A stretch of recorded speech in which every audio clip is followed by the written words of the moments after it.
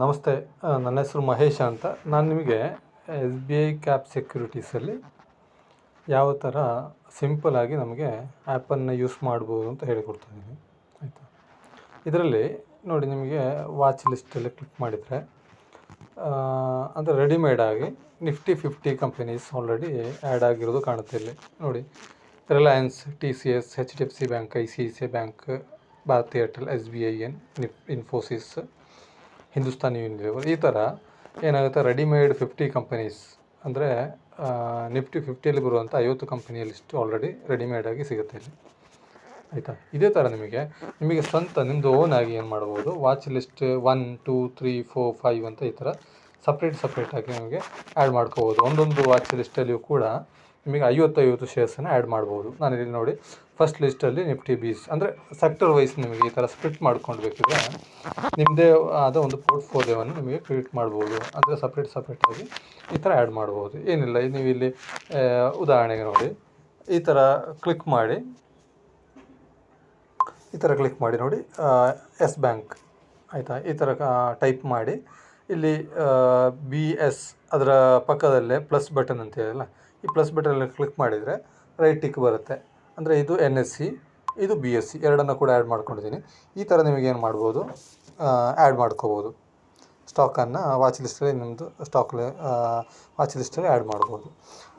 ಆಮೇಲೆ ನೆಕ್ಸ್ಟ್ ನಿಮಗೆ ಇದರಲ್ಲಿ ಫಂಡ್ ಯಾವ ಥರ ಆ್ಯಡ್ ಮಾಡ್ಬೋದು ಅಂತ ಹೇಳ್ತೀನಿ. ಇದರಲ್ಲಿ ನೋಡಿ, ವಾಚ್ ಲಿಸ್ಟ್ ಅಂತ ಮೇಲೆ ಬರೆದಿರೋದ್ರಲ್ಲೇ ಪಕ್ಕದಲ್ಲೇ ಲೆಫ್ಟ್ ಸೈಡಲ್ಲಿ 3 ಲೈನ್ ಇದೆ, ಅದು ಮೇನ್ ಬಾರ್ ಇದೆ, ಆಯಿತಾ. ಈ ಮೇನ್ ಬಾರಲ್ಲಿ ಕ್ಲಿಕ್ ಮಾಡಿದಾಗ ನಿಮಗೆ second option hold and release ಅಂತ ಇದೆ, ಆಯಿತಾ. ಇದರಲ್ಲಿ ನಿಮಗೆ 3 ಟೈಪಲ್ಲಿ 3 ಟೈಪ್ಸ್ ಆಫ್ ಫಂಡ್ ಟ್ರಾನ್ಸ್ಫರ್ ಮಾಡ್ಬೋದು. ಅದು ಹೇಗೆ ಅಂತ ಹೇಳಿದರೆ, ಒಂದು ನಿಮಗೆ ಹೋಲ್ಡ್ ಅಂತ ಹೇಳಿದರೆ ನಿಮ್ಮ ಬ್ಯಾಂಕ್ ಅಕೌಂಟಿಂದ ಎಸ್ ಬಿ ಐ ಸೆಕ್ಯೂರಿಟೀಸಿಗೆ ಫಂಡನ್ನು ಪರ್ಮಿಷನ್ ಕೊಡುವಂಥದ್ದು. ಉದಾಹರಣೆಗೆ ನೀವು ಒಂದು 10,000 ರೂಪಾಯಿ ಹೋಲ್ಡ್ ಕೊಟ್ಟರೆ, ಇದರಲ್ಲಿ ನಿಮಗೆ ನೀವು ಎಷ್ಟು ಶೇರ್ನ ಖರೀದಿ ಮಾಡ್ತೀರೋ ಅಷ್ಟು ಮಾತ್ರ ನಿಮ್ಮ ಬ್ಯಾಂಕ್ ಅಕೌಂಟಿಂದ ಕಟ್ಟಾಗುತ್ತೆ. ಉಳಿದ ಅಮೌಂಟ್ ಏನಾಗುತ್ತೆ ನಿಮ್ಮ ಬ್ಯಾಂಕ್ ಅಕೌಂಟಲ್ಲೇ ಇರುತ್ತೆ, ಅಂದರೆ end of the day release ಆಗುತ್ತೆ. ಸೊ ನಿಮಗೆ ಹೋಲ್ಡ್ ಕೊಟ್ಟು ಕೂಡ ನಿಮಗೆ ಇದರಲ್ಲಿ ಫಂಡನ್ನು ನಿಮ್ಮ ಬ್ಯಾಂಕ್ ಅಕೌಂಟಿಂದ ಯೂಸ್ ಮಾಡ್ಬೋದು. ಹೇಗೆ ಅಂತ ಹೇಳಿದರೆ, ಇಲ್ಲಿ ನೋಡಿ, ಹೋಲ್ಡಲ್ಲಿ ಎಂಟರ್ ಅಮೌಂಟ್ ಇದರಲ್ಲಿ ಉದಾಹರಣೆಗೆ ನನಗೆ 10 ರೂಪಾಯಿ ಹೋಲ್ಡ್ ಕೊಟ್ಟಿದ್ದೀನಿ ನೋಡಿ. ಹೋಲ್ಡ್ ಅಂತ ಟೈಪ್ ಮಾಡಿ, ಇಲ್ಲಿ ಹೋಲ್ಡ್ ಇದ್ದಲ್ಲಿ ಟೈಪ್ ಮಾಡಿ ಹೋಲ್ಡ್ ಅಂತ ಕೊಟ್ಟಾಗ ಯುವರ್ ಫಂಡ್ ಹೋಲ್ಡ್ ಸಕ್ಸಸ್ಫುಲಿ ಅಂತ ಬಂತು. ಓಕೆ, ಈ ಥರ ಒಂದು ವಿಧಾನ. ಇನ್ನೊಂದು ಹೇಗೆ ಅಂತ ಹೇಳಿದರೆ, ಇಲ್ಲಿ ಹೋಲ್ಡ್ ಫಂಡ್ ರಿಲೀಸಿಗೆ ಹೋಗಿ ಇಲ್ಲಿ ಟ್ರಾನ್ಸ್ಫರ್ ಫಂಡ್ ಅಂತ ಆಪ್ಷನ್ ಇನ್ನೊಂದಿದೆ, ಅದರ ಪಕ್ಕದಲ್ಲೇ ಇರುವಂಥದ್ದು ಟ್ರಾನ್ಸ್ಫರ್ ಫಂಡ್ ಅಂತ ಆಪ್ಷನ್ ಇದೆ.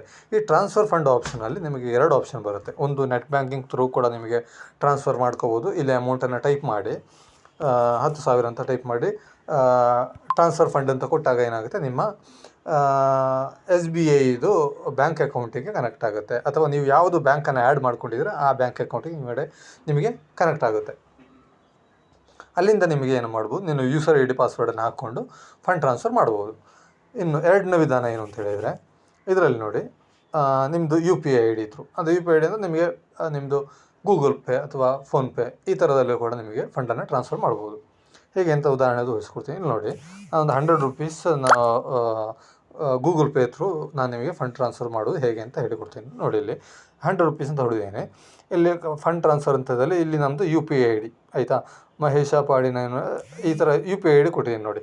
ಇಲ್ಲಿ ಕೊಟ್ಟು ಫಂಡ್ ಟ್ರಾನ್ಸ್ಫರ್ ಅಂತ ಕೊಟ್ಟಾಗ ಇದೇನಾಗುತ್ತೆ, ಡೈರೆಕ್ಟಾಗಿ ನಮ್ಮ ಗೂಗಲ್ ಪೇಗೆ ಒಂದು ಇಂಟಿಮೇಷನ್ ಹೋಗುತ್ತೆ. 5 ಮಿನಿಟ್ಸ್ ಅಂತ ತೋರಿಸ್ತದೆ ಇಲ್ಲಿ ನಿಮಗೆ. ಇಲ್ಲಿಂದ ಏನು ಮಾಡ್ಬೋದು, ನಿಮಗೆ ಒಂದು ಇಂಟಿಮೇಷನ್ ಬಂತು ನೋಡಿ ಮೇಲೆ, S B I cap security ಅಂತ, ಅಲ್ಲಿ ಕ್ಲಿಕ್ ಮಾಡಿ. ಅಥವಾ ನಿಮ್ಮ ಗೂಗಲ್ ಪೇಗೆ ಹೋದಾಗ ಅಲ್ಲಿ ಒಂದು ಇಂಟಿಮೇಷನ್ ಬರುತ್ತೆ. ಇಲ್ಲಿ ನೋಡಿ, ಡಿಕ್ಲೈನ್ ಆರ್ ಪೇ ಅಂತ, ಇಲ್ಲಿ ಪೇ ಅಂತ ಕೊಟ್ಟಾಗ ಅದು ನಿಮ್ಮ ಎಸ್ ಬಿ ಐ ಸೆಕ್ಯೂರಿಟೀಸ್ ಅದನ್ನು ಏನು ಮಾಡಬೇಕು, ನಿಮ್ಮದು ಪಾಸ್ವರ್ಡ್ ಹಾಕಿದ ನಂತರ ಪಿನ್ ಏನು ನಿಮ್ಮದು ಸೆಟ್ ಮಾಡ್ಕೊಂಡಿದ್ದೀರಲ್ಲ ಗೂಗಲ್ ಪೇ ಅಥವಾ ಫೋನ್ಪೇಯಲ್ಲಿ, ಅದು ಹಾಕಿದ ನಂತರ ಅಲ್ಲಿಂದ ಡೈರೆಕ್ಟಾಗಿ ನೀವು ಫಂಡ್ ಟ್ರಾನ್ಸ್ಫರ್ ಮಾಡಿದಾಗ ಏನಾಗುತ್ತೆ, ನಿಮ್ಮ ಎಸ್ ಬಿ ಐ ಸೆಕ್ಯೂರಿಟೀಸ್ಗೆ ಫಂಡ್ ಹೋಗುತ್ತೆ. ಓಕೆ, ಇಲ್ಲಿ ಏನಾಗಿದೆ, ಫಂಡ್ ಟ್ರಾನ್ಸ್ಫರ್ ಆಗಿದೆ. ಈಗ ಅದು ನಿಮಗೆ ಫಂಡ್ ಟ್ರಾನ್ಸ್ಫರ್ ಇಮ್ಮಿಡಿಯೇಟಾಗಿ ಕೂಡ ನಿಮಗೆ ರಿಫ್ಲೆಕ್ಟ್ ಆಗೋಲ್ಲ. ಅದು ಈಗ ನೀವು ಗೂಗಲ್ ಪೇ ಅಥವಾ ಫೋನ್ಪೇಯಲ್ಲಿ ಮಾಡಿದಾಗ ಒಂದು 20 ಮಿನಿಟ್ಸ್ ಹಿಡಿಯುತ್ತೆ. ಅಥವಾ ನೀವು ನೆಟ್ ಬ್ಯಾಂಕಿಂಗ್ ಥ್ರೂ ಮಾಡಿದರೆ 1/2 ಅವರ್ ಬೇಕಾಗುತ್ತೆ ನಿಮ್ಮ ಬ್ಯಾಂಕ್ ಅಕೌಂಟಿಂದ ಎಸ್ ಬಿ ಐ ಸೆಕ್ಯೂರಿಟೀಸಿಗೆ ರಿಫ್ಲೆಕ್ಟ್ ಆಗೋದಕ್ಕೆ ಇಲ್ಲಿ ಫಂಡ್.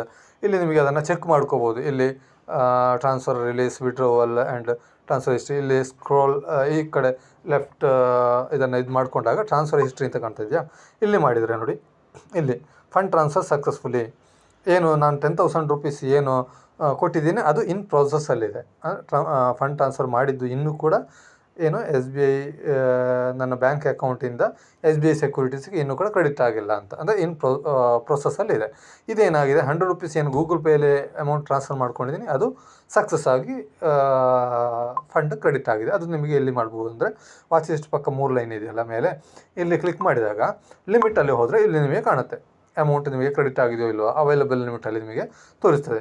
ಇದು ಅವೈಲಬಲ್ ಲಿಮಿಟ್ ಅಂತ ಹೇಳಿದರೆ ಏನು ಅಂತ ಹೇಳಿದರೆ, ಏನು ಅವೈಲಬಲ್ ಲಿಮಿಟಲ್ಲಿ ಕಾಣುವ ಅಮೌಂಟ್ ಫುಲ್ಲಾಗಿ ನಿಮ್ಮದು, ಅಂದರೆ ನೀವು ಹೊಸದಾಗಿ ಅಕೌಂಟ್ ಓಪನ್ ಮಾಡಿ ಫಸ್ಟಾಗಿ ಶೇರ್ ಬೈ ಮಾಡೋದಾದರೆ ಓಕೆ, ಅವೈಲಬಲ್ ಲಿಮಿಟ್ ಏನು ತೋರಿಸಲ್ಲ, ಫುಲ್ ಅಮೌಂಟ್ ನಿಮ್ಮದೇ ಆಗಿರುತ್ತೆ. ಬಟ್ ಏನು ಅಂತ ಹೇಳಿದರೆ, ಈಗ ಉದಾಹರಣೆ ನೀವು ಯಾವುದಾದ್ರೂ ಶೇರ್ ಮೊದಲು ಬೈ ಮಾಡ್ಕೊಂಡಿದ್ದೀನಿ ಅಂತ ತಿಳ್ಕೊಳ್ಳಿ. ಉದಾಹರಣೆಗೆ ಒಂದು 10,000 ಶೇರ್ ಬೈ ಮಾಡ್ಕೊಂಡಿದ್ದೀನಿ. ಆ ಶೇರ್ ಬೈ ಮಾಡಿದ್ರ ಮೇಲೆ ನಿಮಗೆ ಶೇರ್ ಬೈ ಮಾಡಿದರೆ ಅದರ ಮೇಲೆ ನಿಮಗೆ ಲಿಮಿಟ್ ಅಂತ ಸಿಗುತ್ತೆ. SBI ಸೆಕ್ಯೂರಿಟೀಸ್ ಕಡೆಯಿಂದ ಇಂಟ್ರಾಡೇಗೆ ನಿಮಗೆ ಲಿಮಿಟ್ ಅಂತ ಬರುತ್ತೆ. ಆ ಲಿಮಿಟ್ ಕೂಡ ಇಲ್ಲಿ ತೋರಿಸ್ತಾ ಇರ್ತಾರೆ. ಅದಕ್ಕೋಸ್ಕರ ನೀವೇನು ಮಾಡಬೇಕು, ಇದರ ಮಿಡಲಲ್ಲಿ ವಿ ಮಾರ್ಕ್ ಕಾಣ್ತಾ ಇದ್ದಾರೆ, ಇಲ್ಲಿ ಕ್ಲಿಕ್ ಮಾಡಿದಾಗ ಕ್ಯಾಶ್ ಆನ್ ಡೆಲಿವರಿ ಅಂತ ಕಾಣ್ತಾ ಇದ್ವಾ, ಕ್ಯಾಶ್ ಅಥವಾ ಬಾರ್ ಡೆಲಿವರಿ ಅಂತ, ಇದು ನಿಮ್ಮ ಆ್ಯಕ್ಚುಯಲ್ ಫಂಡ್ ಇಲ್ಲಿ ತೋರಿಸ್ತಾ ಇದೆ. 210 ರೂಪಾಯಿ 88 ಪೈಸೆ, ಇದು ಆ್ಯಕ್ಚುಲಿ ನಿಮ್ಮ ಕ್ಯಾಶ್ ಫಂಡ್ ಇದಾಗಿರುತ್ತೆ. ಹೀಗೆ ಚೆಕ್ ಮಾಡ್ಕೋಬೋದು. ಓಕೆ, ಆಮೇಲೆ ನಾನು ನಿಮಗೆ ಯಾವ ಥರ SBI ಸೆಕ್ಯೂರಿಟೀಸಲ್ಲಿ ಶೇರನ್ನು ಬೈ ಮಾಡ್ಬೋದು ಅಂತ ಹೇಳಿಕೊಡ್ತೀನಿ. ಆಲ್ರೆಡಿ ನಾವು ಆ್ಯಡ್ ಮಾಡ್ಕೊಂಡಿದ್ದೀವಿ. ಈ ಶೇರನ್ನು ನಾವು ಬೈ ಮಾಡೋದು ಹೇಗೆ ಅಂತ, ಈಗ ಉದಾಹರಣೆಗೆ ಎಸ್ ಬ್ಯಾಂಕ್ ಅಂತ ಆ್ಯಡ್ ಮಾಡ್ಕೊಂಡಿದ್ದೀನಿ ವಾಚ್ ಲಿಸ್ಟಲ್ಲಿ. ಈ ಶೇರ್ ಮೇಲೆ ಕ್ಲಿಕ್ ಮಾಡಿದಾಗ ನೀವು ಈ ಥರ ವಿಂಡೋ ಓಪನ್ ಆಗುತ್ತೆ. ಇದರಲ್ಲಿ ನೋಡಿ ನಿಮಗೆ ಕಂಪ್ಲೀಟ್ ಓವರ್ ವ್ಯೂ ಡೀಟೇಲ್ಸ್ ಬರುತ್ತೆ. ನಿಮಗೆ ಬಯರ್ಸ್ ಎಷ್ಟಿದ್ದಾರೆ, ಸೆಲ್ಲರ್ಸ್ ಎಷ್ಟಿದ್ದಾರೆ, ಅಥವಾ ಪ್ರೀವಿಯಸ್ ಕ್ಲೋಸ್ ಎಷ್ಟು, ಓಪನ್ ಆಗಿರೋ ಪ್ರೈಸ್ ಎಷ್ಟು, ಇವತ್ತು ಹೈ ಹೋಗಿರೋದು ಎಷ್ಟು, ಅಥವಾ ಇವತ್ತು ಲೋ ಹೋಗಿರೋ ಪ್ರೈಸ್ ಎಷ್ಟು, ಈ ಥರ ಡೀಟೇಲ್ಸ್ ಆಗಿ ಏನಾಗುತ್ತೆ ಇದರದ್ದು ನಿಮಗೆ ಡೀಟೇಲ್ಡಾಗಿ ಸಿಗುತ್ತೆ. ಇಲ್ಲಿ ನಿಮಗೆ ಬೈ, ಸೆಲ್, SIP ಈ ಥರ 3 ಟೈಪ್ ನಿಮಗೆ ವಿಂಡೋ ಕಾಣುತ್ತೆ ಅಲ್ಲ, ಇಲ್ಲಿ 3 ಬ್ಲೂ, ರೆಡ್ ಆ್ಯಂಡ್ ಗ್ರೀನ್. ಇಲ್ಲಿ ಬೈ ಅಂತ ಇದ್ದಲ್ಲಿ ನೀವು ಗ್ರೀನ್ದಲ್ಲಿ ಕ್ಲಿಕ್ ಮಾಡಿದಾಗ ಈ ಥರ ವಿಂಡೋ ಓಪನ್ ಆಗುತ್ತೆ. ಇಲ್ಲಿ ನೋಡಿ ಕ್ವಾಂಟಿಟಿ, ಈಗ ನೀವು ಶೇರ್ನ ಬೈ ಮಾಡಬೇಕು. ಓಕೆ, ಇಲ್ಲಿ ಕ್ವಾಂಟಿಟಿ, ನಿಮಗೆ ಎಷ್ಟು ಕ್ವಾಂಟಿಟಿ ನೀವು ಬೈ ಮಾಡಲಿಕ್ಕೆ ನೋಡ್ತೀರಾ ಅಷ್ಟು ಕ್ವಾಂಟಿಟಿಯನ್ನು ಮಾಡಬೇಕು, ಅಲ್ಲಿ ಟೈಪ್ ಮಾಡಬೇಕು. ಈಗ ನಾನು 1 ಕ್ವಾಂಟಿಟಿ ಅಂತ ಟೈಪ್ ಮಾಡಿದೆ, ಆಯಿತಾ. ಇದರಲ್ಲಿ ಆಟೋಮೆಟಿಕಲಿ ಏನು ಬರುತ್ತೆ ಅಂತ ಹೇಳಿದ್ರೆ ಮಾರ್ಕೆಟ್ ಪ್ರೈಸಿಗೆ ಟಿಕ್ ಆಗಿ ಬರುತ್ತೆ ನಾರ್ಮಲ್. ಈಗ ಮಾರ್ಕೆಟ್ ಇವತ್ತು ಕ್ಲೋಸ್ ಇದ್ದ ಕಾರಣ ಏನಾಗುತ್ತೆ, ಇಲ್ಲಿ ನಿನ್ನೆ ಕ್ಲೋಸಿಂಗ್ ಪ್ರೈಸೇ ತೋರಿಸ್ತಾ ಇದೆ. ಬಟ್ ನೀವು ಏನು ಮಾರ್ಕೆಟ್ ರನ್ನಿಂಗ್ ಟೈಮಲ್ಲಿ ಅಂದರೆ 9:15 to 3:30 ನೀವು ಸೋಮವಾರದಿಂದ ಶುಕ್ರವಾರದವರೆಗೆ ಏನು ಆರ್ಡರ್ ಪ್ಲೇಸ್ ಮಾಡ್ತೀರಲ್ಲ ಆ ಟೈಮಲ್ಲಿ ಇದು ಇಲ್ಲಿ ಮಾರ್ಕೆಟ್ ಪ್ರೈಸ್ ಅಂತ ಕಾಣ್ತಾ ಇದೆಯಾ, ಇಲ್ಲಿ ನಿಮಗೆ ಆಟೋಮೆಟಿಕಲಿ ಟಿಕ್ ಆಗಿ ಬರುತ್ತೆ. ಅದನ್ನು ನಿಮಗೆ ಬೇಕಿದ್ರೆ ಕ್ಯಾನ್ಸಲ್ ಮಾಡಿಕೊಂಡು ಇಲ್ಲಿ ಅಮೌಂಟನ್ನು ಟೈಪ್ ಮಾಡಿ ಚೇಂಜಸ್ ಮಾಡಿ ಆರ್ಡರ್ ಕೂಡ ಪ್ಲೇಸ್ ಮಾಡ್ಬೋದು. ಇಲ್ಲಿ ನೋಡಿ ನಾನು ಒಂದು ಕ್ವಾಂಟಿಟಿಯಿಂದ ಕೊಟ್ಟಿದ್ದೀನಿ, ಪ್ರೈಸ್ ಆಟೋಮೆಟಿಕಲಿ ಬಂದಿದೆ. ಇಲ್ಲಿ ಬೈ ಅಂತ ಕೊಡ್ತೀನಿ ನೋಡಿ, ಇಲ್ಲಿ ಕನ್ಫರ್ಮ್ ಆರ್ಡರ್. ಓಕೆ, ಈಗ ಆರ್ಡರ್ ಪ್ಲೇಸ್ ಆಗಿದೆ. ಓಕೆ, ಇಲ್ಲೇ ನಿಮಗೆ go to the order book, go to order book ಅಂತ ಕ್ಲಿಕ್ ಮಾಡಿದರೆ ಏನು ನೀವು ಆರ್ಡರ್ ಪ್ಲೇಸ್ ಮಾಡಿರ್ತೀರ ಆ ಆರ್ಡರ್ ಇಲ್ಲಿ ನಿಮಗೆ ಕಾಣುತ್ತೆ. ಈಗ ನೋಡಿ ಮಾರ್ಕೆಟ್ ಇಲ್ಲದ ಕಾರಣ ಇವತ್ತು ಮಾರ್ಕೆಟ್ ಕ್ಲೋಸ್ ಇದೆ, ಆದ ಕಾರಣ ನಿಮ್ಮದು ಆಫ್ಟರ್ ಮಾರ್ಕೆಟ್ ಆರ್ಡರ್ ಅಂತ ಇದೆ. ಓಕೆ, ಆಫ್ಟರ್ ಮಾರ್ಕೆಟ್ ಆರ್ಡರಲ್ಲಿ ನಂದು ಆರ್ಡರ್ ಪ್ಲೇಸ್ ಆಗಿದೆ. ಓಕೆ, ಈ ಆರ್ಡರ್ ಇಲ್ಲಿ ಪೆಂಡಿಂಗ್ ಇದೆ. ಓಕೆ, ಇದನ್ನು ನಿಮಗೆ ಮೊದಲೊಂದು ಆರ್ಡರ್ ಪ್ಲೇಸ್ ಮಾಡಿದ್ದು ಇಲ್ಲಿ ನಿಮಗೆ ಕಡೆ ಕಾಣ್ಬೋದು, ಅದನ್ನು ಕ್ಯಾನ್ಸಲ್ ಮಾಡ್ಕೊಂಡಿದ್ದೀನಿ ನಾನು, ಅದು ಕ್ಯಾನ್ಸಲ್ಡ್ ಅಂತ ಇದೆ. ಅದರ ಮೇಲೆ ನೋಡಿ ಇಲ್ಲಿ ಪೆಂಡಿಂಗ್ ಅಂತ ಇದೆ. ಓಕೆ, ಇದು ನಿಮಗೆ ನಾರ್ಮಲಿ ನೀವು ಮಾರ್ಕೆಟ್ ರೇಟಿಗೆ ಬೈ ಮಾಡಿದಾಗ ಇಲ್ಲಿ ಪೆಂಡಿಂಗ್ ಅಂತ ಇದ್ದಲ್ಲಿ ಈ ಬೈ ಅಂತ ಏನೋ ಗ್ರೀನ್ ಕಾಣ್ತಾ ಇದೆಯಲ್ಲ ಅದೇ ಥರ ಈ ಪೆಂಡಿಂಗ್ ಅಂತ ಇದ್ದಲ್ಲಿ ಏನಾಗುತ್ತೆ, ಒಂದು ಗ್ರೀನ್ ಕಲರಲ್ಲಿ ಎಕ್ಸಿಕ್ಯೂಟೆಡ್ ಅಂತ ಬರುತ್ತೆ. ಆಗ ನಿಮಗೆ ಶೇರು ಏನು ನೀವು ಆರ್ಡರ್ ಪ್ಲೇಸ್ ಮಾಡಿದರೆ ಅದು ನಿಮಗೆ ಬೈ ಆಗಿದೆ, ಎಕ್ಸಿಕ್ಯೂಟ್ ಆಗಿದೆ, ನಿಮಗೆ ಸಿಕ್ಕಿದೆ ಅಂತ ಲೆಕ್ಕ.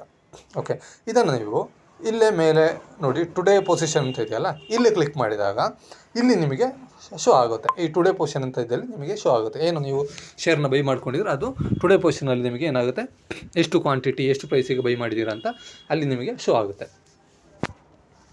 ಈ ಥರ ನಿಮಗೆ ಚೆಕ್ ಮಾಡ್ಬೋದು. ಇದೇ ಥರ ಇನ್ನೊಂದು ವಿಧಾನ ಏನು ಅಂತ ಹೇಳಿದರೆ, ನಿಮಗೆ ಇದರಲ್ಲಿ ಬೇರೆ ಒಂದು ಫೆಸಿಲಿಟಿ ಕೂಡ ಇದೆ. ಇದರಲ್ಲಿ ನಿಮಗೆ ಇ ಮಾರ್ಜಿನ್ ಅಂತ ಒಂದು ಫೆಸಿಲಿಟಿ ಇದೆ. ಆ ಇ ಮಾರ್ಜಿನನ್ನು ಕೂಡ ನಿಮಗೆ ಯುಟಿಲೈಸ್ ಮಾಡ್ಬೋದು. ಇಲ್ಲಿ ನೋಡಿ ನಾನೀಗ ನಾರ್ಮಲಿ ನಿಮಗೆ ಹೇಗೆ ಆರ್ಡರ್ ಪ್ಲೇಸ್ ಮಾಡೋದು ಅಂತ ಹೇಳಿಕೊಡ್ತೀನಿ. ಓಕೆ, ಈಗ ಈ ಮಾರ್ಜಿನಲ್ಲಿ ಯಾವ ಥರ ಆರ್ಡರ್ನ ಪ್ಲೇಸ್ ಮಾಡ್ಬೋದು. ಈ ಮಾರ್ಜಿನ್ ಅಂತ ಹೇಳಿದರೆ 1/3 ಆಫ್ ಅಮೌಂಟ್ ಇದ್ದರೆ ಸಾಕು. ಕೆಲವೊಂದು ಸ್ಟಾಕಿಗೆ ಅದಕ್ಕಿಂತ ಜಾಸ್ತಿ ಮಾರ್ಜಿನ್ ಬೇಕಾಗುತ್ತೆ, ಕೆಲವೊಂದು ಸ್ಟಾಕಿಗೆ 1/3 ಆಫ್ ಅಮೌಂಟ್, ಅಂದರೆ ಯಾವುದು ಏನು S B I cap securities ಯಾವ ಥರ ಅಲೋವ್ ಮಾಡುತ್ತೆ ಆ ರೀತಿಯಲ್ಲಿ ನಿಮಗೆ ಯಾವುದರಲ್ಲಿ ಪರ್ಟಿಕ್ಯುಲರ್ಲಿ ಲಿಮಿಟ್ ಸೆಟ್ ಆಗಿರುತ್ತೆ. ಈಗ ನೋಡಿ ಎಸ್ ಬ್ಯಾಂಕಲ್ಲಿ ನಾನು ಎಕ್ಸಾಂಪಲ್ ತೋರಿಸ್ತಾ ಇದ್ದೀನಿ. ಇಲ್ಲಿ ನೋಡಿ ಎಸ್ ಬ್ಯಾಂಕಲ್ಲಿ ಕ್ಲಿಕ್ ಮಾಡಿದ್ದೀನಿ. ಬೈ ಅಂತ ಕೊಡುವಾಗ ಇಲ್ಲಿ ಡೆಲಿವರಿ ಇಂಟ್ರಾಡೇ ಇ ಮಾರ್ಜಿನ್ ಅಂತ ಆಪ್ಷನ್ ಇದೆ. ಡೆಲಿವರಿ ಬ್ಲೂ ಟಿಕ್ ಇದೆಯಲ್ಲ ಅದನ್ನು ಕ್ಯಾನ್ಸಲ್ ಮಾಡಿ ಇಲ್ಲಿ ಇ ಮಾರ್ಜಿನ್ ಅಂತ ಇದನ್ನು ಕ್ಲಿಕ್ ಮಾಡಿದ್ದೀನಿ. ಓಕೆ, ಈಗ ಒಂದು ಕ್ವಾಂಟಿಟಿ ಬೈ ಮಾಡ್ತಾಯಿದ್ದೀನಿ. ಇದರ ಪ್ರೈಸಿದು ಕೆಳಗೆ ನೋ ಯುವರ್ ಮಾರ್ಜಿನ್ ಅಂತ ಎಲ್ಲ ಕ್ಲಿಕ್ ಮಾಡಿದರೆ ಇಲ್ಲೇ ನಿಮಗೆ ಶೋ ಆಗುತ್ತೆ. 24 ರೂಪಾಯಿ 78 ಪೈಸೆ ಇದ್ದ ಒಂದು ಶೇರನ್ನು ನಾನು ಈ ಮಾರ್ಜಿನಲ್ಲಿ ಬೈ ಮಾಡೋದಾದರೆ ನನಗೆ ಕೇವಲ 9 ರೂಪಾಯಿ 92 ಪೈಸೆ ಇದ್ದರೆ ಬೈ ಮಾಡಲಿಕ್ಕೆ ಆಗುತ್ತೆ. ಈ ಥರ ಏನು ಮಾಡ್ಬೋದು, ಬೈ ಅಂತ ಕೊಟ್ಟರೆ ಇಲ್ಲಿ ನೋಡಿ ನಿಮಗೆ ಆರ್ಡರ್ ಪ್ಲೇಸ್ ಮಾಡ್ಬೋದು. ಇದು ನಾರ್ಮಲ್ ಮಾರ್ಕೆಟ್ ಅವರಲ್ಲಿ ಮಾತ್ರ ನಿಮಗೆ ಈ ಮಾರ್ಜಿನಲ್ಲಿ ಯುಟಿಲೈಸ್ ಮಾಡಲಿಕ್ಕೆ ಆಗೋದು. ಈಗ ಅಂದರೆ ಆಫ್ಟರ್ AM ಆರ್ಡರ್ನ ಈ ಮಾರ್ಜಿನಲ್ಲಿ ಯುಟಿಲೈಸ್ ಮಾಡಲಿಕ್ಕೆ ಆಗೋದಿಲ್ಲ. ಓಕೆ, ಯಾವಾಗ ಮಾರ್ಕೆಟ್ ರನ್ನಿಂಗ್ ಇರುತ್ತೆ ಆ ಟೈಮಲ್ಲಿ ಮಾತ್ರ ನಿಮಗೆ ಈ ಮಾರ್ಜಿನ್ ಆರ್ಡರ್ನ ಪ್ಲೇಸ್ ಮಾಡ್ಬೋದು. ಈ ಥರ ನಿಮಗೆ ಈ ಮಾರ್ಜಿನ್ ಫೆಸಿಲಿಟೀಸನ್ನು ಕೂಡ ಯುಟಿಲೈಸ್ ಮಾಡ್ಬೋದು. ಒಂದು ವಿಧಾನ ಇದು. ಇನ್ನೊಂದು ವಿಧಾನ ಏನು ಅಂತ ಹೇಳಿದರೆ, ಉದಾಹರಣೆಗೆ ನೀವು ಒಂದು ಶೇರ್ನ ಖರೀದಿ ಮಾಡುವಾಗ ನೀವು ಈಗ ಫಂಡನ್ನು ಹೋಲ್ಡ್ ಮಾಡೋ ಒಂದು ವಿಧಾನ ಹೇಳಿಕೊಡ್ತೀನಿ. ಫಸ್ಟ್ ಹೋಲ್ಡ್ ಕೊಟ್ಟು ಆಮೇಲೆ ಬೈ ಮಾಡುವಂಥದ್ದು. ಇನ್ನೊಂದು ವಿಧಾನ ಇದೆ. ಈಗ ನೋಡಿ, ನೀವು ಹೋಲ್ಡ್ ಕೊಟ್ಟಿಲ್ಲ, ನೀವು ಡೈರೆಕ್ಟಾಗಿ ನೀವು ಶೇರನ್ನು ಬೈ ಮಾಡ್ತೀರಿ ಅಂತ ಇಟ್ಕೊಳ್ಳಿ. ಆಗ ಅದು ಆ ರೀತಿಯಲ್ಲಿ ಕೂಡ ನಿಮಗೆ ಶೇರನ್ನು ಬೈ ಮಾಡ್ಬೋದು. ಎಕ್ಸಾಂಪಲ್ ತೋರಿಸ್ತಾ ಇದೆ ನೋಡಿ. ಈಗ ರಿಲಯನ್ಸ್ ಅಥವಾ HDFC ಬ್ಯಾಂಕ್. ಓಕೆ, ಈ HDFC ಬ್ಯಾಂಕ್ ಶೇರ್ನ ನಾನು ಬೈ ಮಾಡ್ತಾಯಿದ್ದೀನಿ, ಆಯಿತಾ. ಈಗ ಬೈ ಅಂತ ಕೊಡ್ತೀನಿ. ಈಗ ನನ್ನ ಇಲ್ಲಿ ಇಲ್ಲಿ ಫಂಡ್ ಶೋ ಆಗ್ತಿರೋದು ಖಾಲಿ 186 ರೂಪಾಯಿ.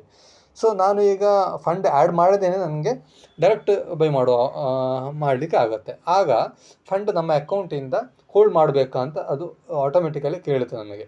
ಆ ಥರ ಈಗ ನೋಡಿ HDFC ಬ್ಯಾಂಕಲ್ಲಿ ಕ್ಲಿಕ್ ಮಾಡಿದ್ದೀನಿ. ಇಲ್ಲಿ ಬೈ ಅಂತ ಕೊಡುವಾಗ ಒಂದು ಕ್ವಾಂಟಿಟಿ ಬೈ ಅಂತ ಕೊಡ್ತಾ ಇದ್ದೀನಿ ನೋಡಿ. ಇಲ್ಲಿ ಕನ್ಫರ್ಮ್ ಅಂತ ಕೊಡುವಾಗ ಇಲ್ಲಿ ನಮ್ಮ ಹತ್ರ ಕೇಳುತ್ತೆ, ಅಂದರೆ ಏನು pending amount additional margin needed to complete this transaction 1424.47 rupees you want to continue ಅಂತ. ಅಂದರೆ ನಾನಿಲ್ಲಿ hold the fund and place the order ಅಂತ ಕೊಟ್ಟರೆ ಏನಾಗುತ್ತೆ, ನನ್ನ ಬ್ಯಾಂಕ್ ಅಕೌಂಟಿಂದ ಆಟೋಮೆಟಿಕಲಿ ಹೋಲ್ಡ್ ಆಗಿ ಇಲ್ಲಿ ಆರ್ಡರ್ ಪ್ಲೇಸ್ ಆಗುತ್ತೆ. ಆ ಥರ ಫೆಸಿಲಿಟಿ ಕೂಡ ಇದೆ. ಅಂದರೆ ನಿಮಗೆ ಡೈರೆಕ್ಟ್ ಫಂಡ್ ಸ್ಟಾರ್ಟಿಂಗಲ್ಲಿ ಹೋಲ್ಡ್ ಮಾಡಿ ಆರ್ಡರ್ ಪ್ಲೇಸ್ ಮಾಡೋ ಅವಶ್ಯಕತೆ ಇಲ್ಲ. ಇಲ್ಲಿ ಕೂಡ ಯಾವಾಗ ಶೇರ್ ನೀವು ಖರೀದಿ ಮಾಡ್ತೀರ ಆಗ ಕೂಡ ನಿಮಗೆ ಇದು ಕೇಳುತ್ತೆ. ಆಗ ಕೂಡ ಈ ಫಂಡನ್ನು ನಿಮಗೆ ಏನು ಮಾಡ್ಬೋದು, ಇಲ್ಲಿ ಆರ್ಡರ್ ಪ್ಲೇಸ್ ಮಾಡುವಾಗ ಕೂಡ ಫಂಡ ಹೋಲ್ಡ್ ಆಗುವ ರೀತಿಯಲ್ಲಿ ಕೇಳುತ್ತೆ. ಸೊ ಈ ಥರ ನಿಮಗೆ ಯುಟಿಲೈಸ್ ಮಾಡ್ಬೋದು. ಆಮೇಲೆ ನೀವೇನು ಶೇರನ್ನು ಬೈ ಮಾಡಿರ್ತೀರ, ಆ ಶೇರ್ನ ಎಲ್ಲಿ ನೋಡಬೇಕು ಅಂತ ಹೇಳಿದರೆ, ನಾನು ಆಲ್ರೆಡಿ ಹೇಳಿದ್ದೆ ಇಂಟ್ರಾಡೇಯಲ್ಲಿ ಬೈ ಮಾಡಿದ್ದೆ. ಇಲ್ಲಿ ವಾಚ್ ಲಿಸ್ಟ್ ಪಕ್ಕ ಆರ್ಡರ್ಸ್ ಅಂತ ಇದೆಯಲ್ಲ, ಇಲ್ಲಿ ಕ್ಲಿಕ್ ಮಾಡಿದರೆ ಟುಡೇ ಪೊಸಿಷನ್ ಅಂತ ಇದೆಯಲ್ಲ, ಇಲ್ಲಿ ಕ್ಲಿಕ್ ಮಾಡಿದರೆ ನೀವೇನು ಇವತ್ತು ಶೇರ್ ಬೈ ಮಾಡಿದರೆ ಅದನ್ನು ಇಲ್ಲಿ ಶೋ ಆಗುತ್ತೆ. ಇಲ್ಲಿ ನೋಡ್ಕೋಬೋದು. ಅಥವಾ ನೀವು ನಿನ್ನೆ ಒಂದು ಶೇರನ್ನು ಬೈ ಮಾಡಿದರೆ ನಾನು ಇವತ್ತು ಯಾವ ಥರ ನೋಡೋದು ಅಂತ ನಿಮಗೆ ಕನ್ಫ್ಯೂಷನ್ ಇರುತ್ತೆ. ಆ ಸಿಚುವೇಷನಲ್ಲಿ ಏನು ಮಾಡಬೇಕು ಅಂತ ಹೇಳಿದರೆ, ಈ ವಾಚ್ ಲಿಸ್ಟ್ ಪಕ್ಕ ಆರ್ಡರ್ಸ್ ಪಕ್ಕವೇ ಇನ್ನೊಂದು ಪೋರ್ಟ್ಫೋಲಿಯೋ ಅಂತ ಕಾಣ್ತಾ ಇದೆಯಲ್ಲ, ಇಲ್ಲಿ ನೀವು ಕ್ಲಿಕ್ ಮಾಡಿದರೆ ಇಲ್ಲಿ ನೋಡಿ, ಇಲ್ಲಿ ನಿಮಗೆ ಏನಾಗುತ್ತೆ, ನೀವು ನಿನ್ನೆ ಶೇರ್ ಬೈ ಮಾಡಿದ್ದನ್ನು ನಿಮಗೆ ಇಲ್ಲಿ ಮೇಲೆ ಟಾಪಲ್ಲಿ ಅನ್ಸೆಟಲ್ಡ್ ಸ್ಟಾಕ್ ಅಂತ ಇದೆ ರೈಟ್ ಸೈಡಲ್ಲಿ, ಅಲ್ಲಿ ಕ್ಲಿಕ್ ಮಾಡಿದರೆ ಈ ಅನ್ಸೆಟಲ್ಡ್ ಸ್ಟಾಕ್ ಅಂತ ಇರೋಲ್ಲಿ ನಿಮಗೆ ಶೋ ಆಗುತ್ತೆ. ಬಟ್ ನಾನು ನಿನ್ನೆ ಯಾವುದೇ ಶೇರ್ ಬೈ ಮಾಡಿದ ಕಾರಣ ಇಲ್ಲಿ ತೋರಿಸ್ತಾ ಇಲ್ಲ. ಅದೇ ನೀವು ಮೊನ್ನೆ ಅಂದರೆ ಆಲ್ರೆಡಿ ನಿಮ್ಮ ಹೋಲ್ಡಿಂಗಲ್ಲಿ ಬಂದಿರುವಂಥ ಶೇರ್ಸನ್ನು ಅಂದರೆ T+2 ಎರಡನೇ ದಿವಸ ನಿಮ್ಮ ಬ್ಯಾಂಕ್ ಏನಾಗುತ್ತೆ ಅಂದರೆ, ನೀವು ಯಾವುದಾದ್ರು ಶೇರ್ ಖರೀದಿ ಮಾಡಿದರೆ ನಿಮ್ಮ ಡಿಮ್ಯಾಟ್ ಅಕೌಂಟಿಗೆ ಶೇರ್ ಕ್ರೆಡಿಟ್ ಆಗಬೇಕಿದ್ರೆ ಎರಡನೇ ದಿವಸ ಕ್ರೆಡಿಟ್ ಆಗುತ್ತೆ. ಅಂದರೆ ಫಸ್ಟ್ ಡೇ ನಿಮಗೆ ಏನಾಗುತ್ತೆ ಅನ್ಸೆಟಲ್ಡ್ ಸ್ಟಾಕಲ್ಲಿ ತೋರಿಸ್ತದೆ, ಸೆಕೆಂಡ್ ಡೇ ಏನಾಗುತ್ತೆ ನಿಮ್ಮ ಡಿಮ್ಯಾಟ್ ಬ್ಯಾಲೆನ್ಸಲ್ಲಿ ತೋರಿಸ್ತದೆ. ಆಗ ಏನಾಗುತ್ತೆ ಓವರ್ ವ್ಯೂಯಲ್ಲಿ ನೀವು ಕ್ಲಿಕ್ ಮಾಡಿದರೆ ಇಲ್ಲಿ ಈ ಈಕ್ವಿಟಿ ಅಂತ ಕಾಣ್ತದೆ, ಇಲ್ಲಿ ಕ್ಲಿಕ್ ಮಾಡಿದರೆ ನಿಮ್ಮದು ಏನೇನು ಶೇರ್ ಇದೆ, ಇಲ್ಲಿ ಪೋರ್ಟ್ಫೋಲಿಯೋದಲ್ಲಿ ಯಾವುದು ಶೇರ್ನ ನೀವು ಹೋಲ್ಡ್ ಮಾಡಿದ್ದೀರಾ ಆ ಶೇರ್ ಕಂಪ್ಲೀಟ್ ಏನಾಗುತ್ತೆ ಇಲ್ಲಿ ನಿಮಗೆ ಶೋ ಆಗುತ್ತೆ. ಈ ಥರ ನಿಮಗೆ ಏನು ಮಾಡ್ಬೋದು, SBI ಸೆಕ್ಯೂರಿಟಿ ಆ್ಯಪನ್ನು ಈಸಿಯಾಗಿ ನಿಮಗೆ ಯೂಸ್ ಮಾಡ್ಬೋದು. ಅಂದರೆ ಇದು ನಾರ್ಮಲಿ ನೀವು ಬೇರೆ ಕಂಪೇರ್ ಮಾಡುವಾಗ ಬೇರೆ ಯಾವುದೇ ಕಂಪನಿ ಆ್ಯಪ್ ಆಗಲಿ ಅಥವಾ ಬೇರೆ ಯಾವುದೇ ಬ್ಯಾಂಕಿಂಗ್ ಇದು ಟ್ರೇಡಿಂಗ್ ಆ್ಯಪಿಗಿಂತಲೂ ಎಷ್ಟೋ ಕಂಫರ್ಟಾಗಿ ತುಂಬ ಚೆನ್ನಾಗಿ ನಿಮಗೆ ಯುಟಿಲೈಸ್ ಮಾಡ್ಬೋದು. ಇದು ಅಂದರೆ ಸಿಂಪಲಾಗಿ ಕೊಟ್ಟಿದ್ದಾರೆ. ಅಂದರೆ ನಾರ್ಮಲ್ಲಿ ಹೊಸೊಬ್ಬರಿಗೂ ಕೂಡ ಯಾರು ಬಿಗಿನರ್ಸ್ ಇದ್ದಾರೆ ಅವರಿಗೂ ಕೂಡ ಒಳ್ಳೆಯ ರೀತಿಯಲ್ಲಿ ಏನಾಗುತ್ತೆ ನಿಮಗೆ ಇದನ್ನು ಯೂಸ್ ಮಾಡ್ಬೋದು. ಅಂದರೆ ಈಸಿಯಾಗಿ ಯೂಸ್ ಮಾಡುವಂಥ ಫೆಸಿಲಿಟಿ ಇದರಲ್ಲಿದೆ. ಇನ್ನೂ ಕೂಡ ತುಂಬ ಫೀಚರ್ಸ್ ಇದೆ ಇದರಲ್ಲಿ. ನಾನು ನಿಮಗೆ ಸಿಂಪಲಾಗಿ ಅಂದರೆ ಬೇಸಿಕ್ಕಾಗಿ ಯಾವ ಥರ ನಿಮಗೆ ಯೂಸ್ ಮಾಡ್ಬೋದು ಅಂದರೆ ನಾರ್ಮಲಿ ಹೊಸೊಬ್ಬರು ಟ್ರೇಡಿಂಗ್ ಸ್ಟಾರ್ಟ್ ಮಾಡುವವರಿಗೆ ಯಾವ ಥರ ಈ ಆ್ಯಪನ್ನು ಯೂಸ್ ಮಾಡ್ಬೋದು ಅಂತ ಜಸ್ಟ್ ಆಗಿ ಸಿಂಪಲಾಗಿ ಹೇಳಿಕೊಟ್ಟಿದ್ದೀನಿ. ಇದರಲ್ಲಿ ತುಂಬ ಫೀಚರ್ಸ್ ಇದೆ. ತುಂಬ ಅಂದರೆ SIPs ಆಗಲಿ, ಮ್ಯೂಚುವಲ್ ಫಂಡ್ ಆಗಲಿ, IPOs ಆಗಲಿ, ಈ ಥರ ತುಂಬ ಯಾವ ಥರ ಅಪ್ಲೈ ಮಾಡ್ಬೋದು ಈ ಥರ ಫೀಚರೆಲ್ಲ ಇದೆ. ಅದನ್ನು ಡೀಟೇಲಾಗಿ ನೆಕ್ಸ್ಟ್ ಇದರಲ್ಲಿ ನಿಮಗೆ ಡೀಟೇಲಾಗಿ ಹೇಳಿಕೊಡ್ತೀನಿ. ಈಗ ಏನಂದರೆ ನೀವು ಜಸ್ಟ್ ಸಿಂಪಲಾಗಿ ಬೇಸಿಕ್ಕಾಗಿ ನೋಡ್ಕೋಬೋದು. ಈಗ ಥ್ಯಾಂಕ್ ಯು.